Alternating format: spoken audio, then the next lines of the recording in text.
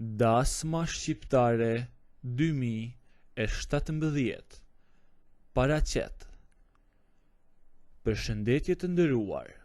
Desha të tregoj edhe unë diçka në mënyrë shumë të thjeshtë. Ndoshta ju ka ndodhur edhe juve dhe s'ju duket interesante, por unë po tregoj se çfarë ndodhi me kolegen time.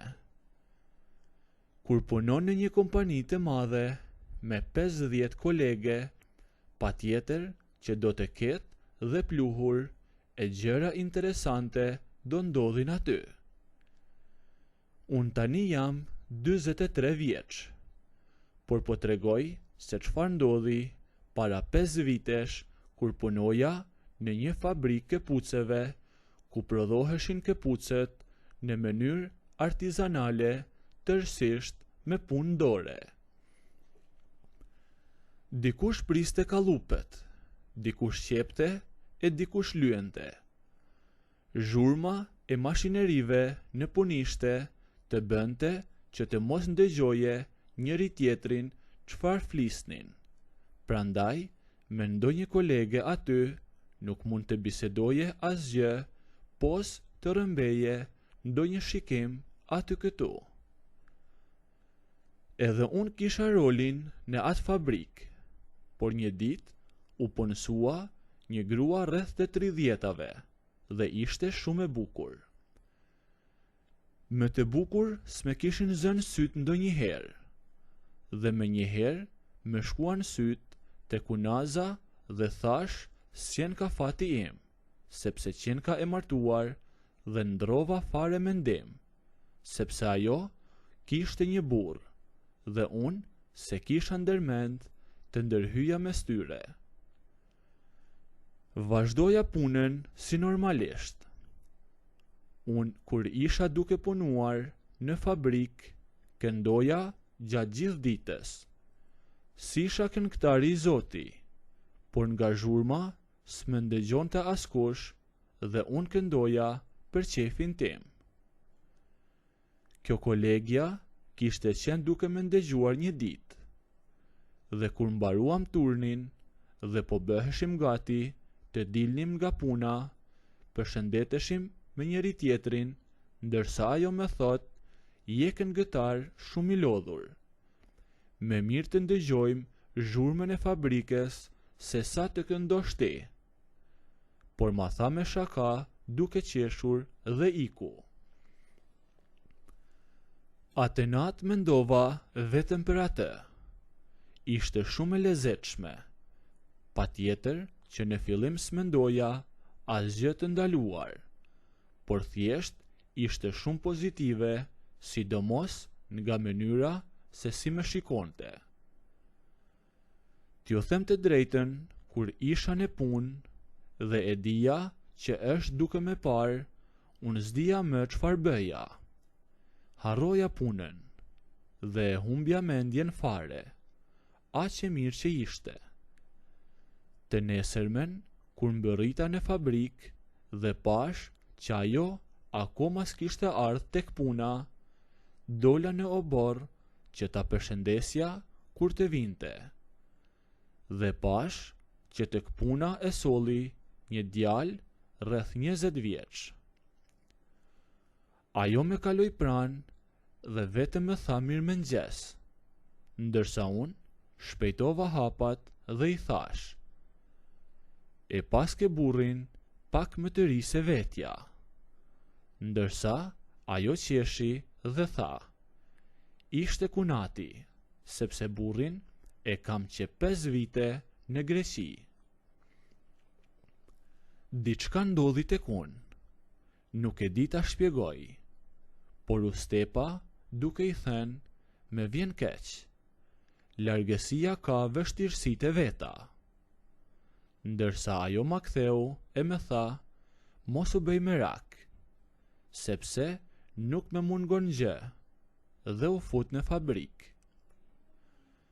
Atë ditë nuk e di si me kaloj ora, por di që kur shkova tek shtëpia, i thash një kolege son të përbashkët të me jepte numrin e saj, dhe atë natë i shkruva vetëm një çkemi. I tregova se kush jam, ndërsa ajo habitej që unë kisha numrin e saj. I thash si fillim dua që të mos kemi keqkuptime. Ti je e martuar dhe ne jemi kolegë së bashku. Me që punojmë të dy në një fabrik, thjesht të përshëndeta.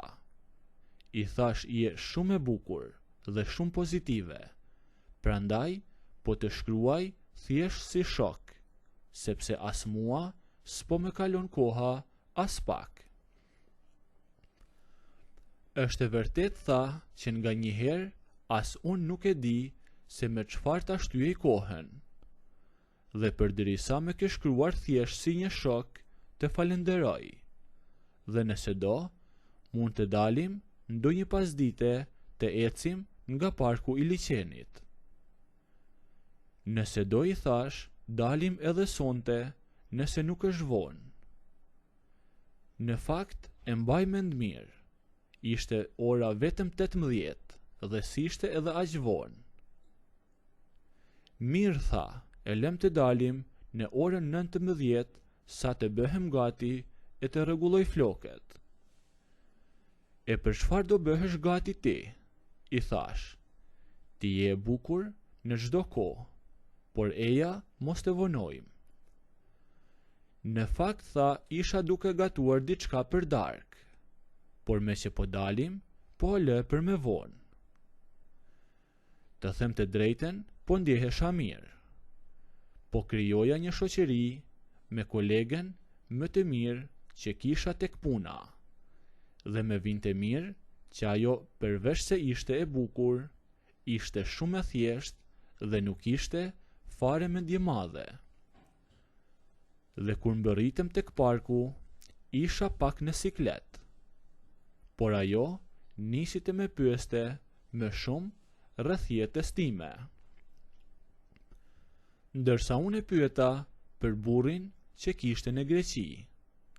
Dhe me erdhi keq kur tha që ajo se kishte parë që 5 vite, sepse ai atje punonte dhe nuk kishte pas mundësi të kthehej. Ishte shumë pozitive dhe me bënte shumë për të qeshur. Shetitem në park, derisa erdhi koha që të iknim. Dhe i thash, të falenderoj që dole, dhe me vjen keq që të lash pa bër ushqimin për darkë.